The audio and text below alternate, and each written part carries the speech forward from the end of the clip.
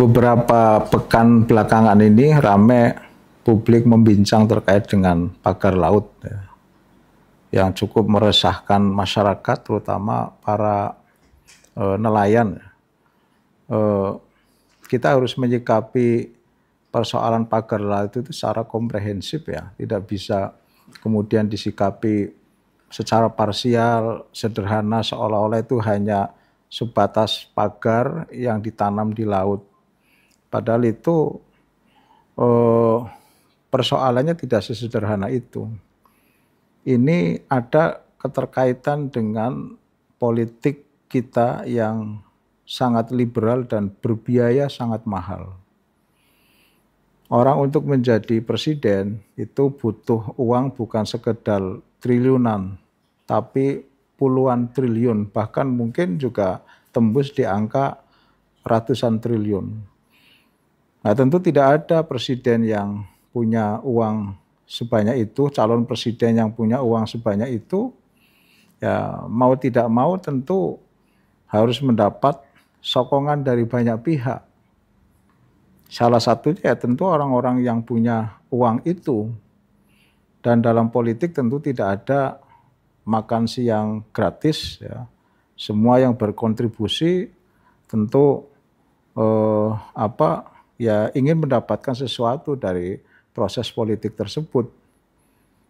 Nah, saat ini kalau kita kaji dalam perspektif ekonomi politik, penguasa-penguasa politik yang lahir dari proses politik yang sangat liberal itu sudah menjadi rent seeker, ya, menjadi pemburu rente yang jabatan itu kemudian dijual belikan, ya, tentu untuk membayar semua kos politik itu. Maka untuk meminimalisir, kalau menghilangkan tentu tidak mungkin, meminimalisir kasus-kasus yang serupa dengan pagar laut itu, saya kira pilihan untuk kembali ke Pancasila itu harus menjadi komitmen kita, terutama terkait dengan sila yang keempat, kerakyatan yang dipimpin oleh hikmah kebijaksanaan dalam permusyawaratan perwakilan. Elit kita itu harus berpikir serius, terutama yang masih berpikir waras ya, untuk memperbaiki Indonesia lebih jauh.